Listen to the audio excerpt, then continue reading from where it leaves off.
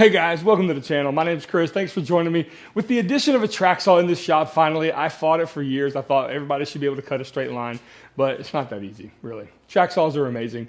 And with the addition of that come these tracks. Now, I've seen lots of storage solutions, whether they be on garage doors, sometimes they fall in your car. You don't want that. Otherwise, you can hang them this way, but they block some pretty important stuff. So there's a better way, and we're gonna dive into it in this video. So let's go.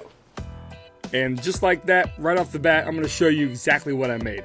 It's French cleat track saw track storage. Pretty awesome stuff. The design is an adaptation of something I saw online. I actually asked permission of the original creator, and it's a pretty awesome story. So stay tuned, see how it all came together.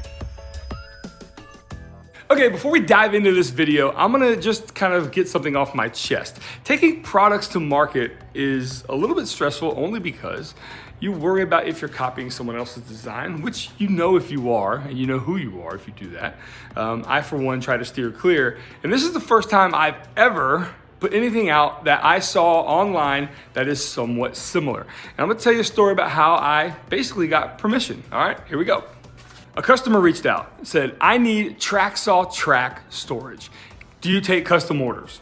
I really don't. But he sent me a link to a video featuring this. This design was put together by Sandra at Sawdust Girl. So I've actually met Sandra at one of our functions. I believe it was Workbench Con. And I actually sent a message out to her saying, look, I have an idea to put a product out. I've come up with it. Actually, here's her design and then here's mine. And I would like your graces, your permission, your whatever it might be. And I wanted to do it the right way. And I didn't know what she was gonna say. If she was gonna say, Chris, no, sorry, you can't do it, I would have stopped. I would have replicated it for that one gentleman, probably, and done a one-off, but that would have been it. Long and the short of it was, she goes, are you serious? Absolutely. Take it to market, do your thing. And the reason was is because she's like, I got that idea off of a forum, off of a Festool forum. It was kind of tossed around. It was just one of those things we were talking about. So there's more than one way to do quite a few things. And that's what I've come up with. So Sandra, thank you so much. I really appreciate it. And the gentleman, the customer, Randy, I really appreciate you reaching out too, because without that, well, I wouldn't have developed that. By the way, this thing, Hold Sandpaper, was also a viewer suggestion. And his name is Dan, and he is just a wonderful guy. And that was his kind of brainchild. Not to say that his idea was to store sandpaper like this. Plenty of people do it that way. But he goes, I think there's a market for you and your style, and there you go. Sorry to be long-winded, but I'm gonna show you now how we make these. Let's go. One more thing before we get started. This is the first thing I've ever released that required me to cut on the CNC and the laser to combine those pieces to make one product. Haven't done that yet. And now here we go. Oh, and also this machine, a lot of people ask me, what exactly is it? It's a Penguin Gen 2, okay? And that's the brand and that's the name. And it's been a workhorse, and more about them later. All right, now finally some cutting. Pretty satisfying to watch the CNC run. Always enjoy it. But I like to keep my dust shroud closed because I don't like dust everywhere. And now off to the laser. Cutting pieces, this is actually really simple. No magic in what I'm doing here. I'm just putting pieces together. The laser pieces are there for support, and the CNC pieces out of the 3/4 inch plywood, well, those are the bread and butter of how we're gonna store these tracks up on the wall. And with that, the pieces are now cut. It's time to do some assembly for shipping. I will show you later in the video how these go together, but just so you know, you can expect if you order one of these, you're gonna get 2 brackets, a back piece, and a middle support. There's 4 pieces total per one item. You can see me joining them up together to keep everything in line. There is a left and a right side. It all goes together with some pretty simple instruction, which I will show you just in a second. And I figured I'd take this opportunity to show you kind of a day in the life of. This is me loading up pieces that I've cut, sanded, and have ready to go.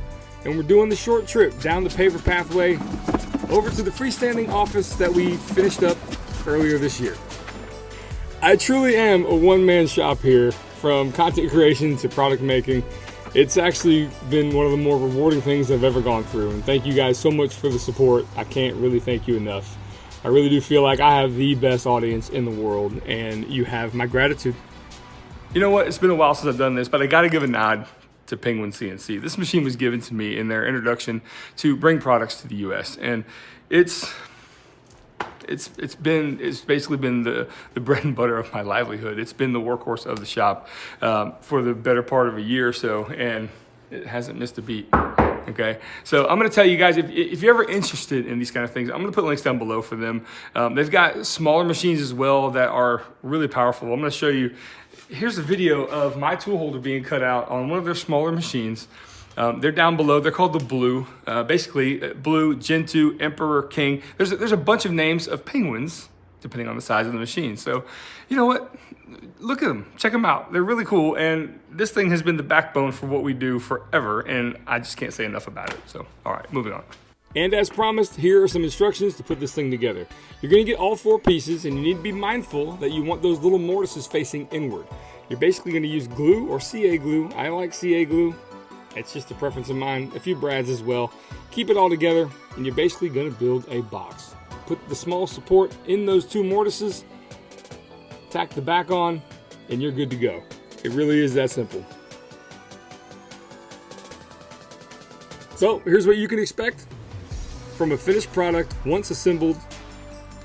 Let's put it up on the wall, show you how it works. So these tracks come a little over or under 5 feet, I can't remember, but I've spaced these out about 3.5 feet, and they fit beautifully. Even some accessories like this 90-degree clamp fits well on top. Okay, and that being said, I'm just super excited to bring this to you. I think this thing is so awesome. It has a low profile and it's great. Now I know what the question's coming. Chris, why don't you just sell the individual racks and put these one here and one here and just hang a track? Well, let me tell you, if you put something only 3/4 of an inch on a French cleat wall, it'll tend to rack on you a little bit. It still works, don't get me wrong, it still works. I don't want to dissuade you from, getting 2 of these for a, 5-foot span or even an 8-foot span. But you can definitely buy one and use both of these and accomplish, it could be accomplished okay. But this thing is super stable, and it has a little hole right there where you can put a screw in right in the French cleat to lock it in place, because when you're pulling tracks off the wall, you never know what's gonna happen. So this has a way to keep it locked in place.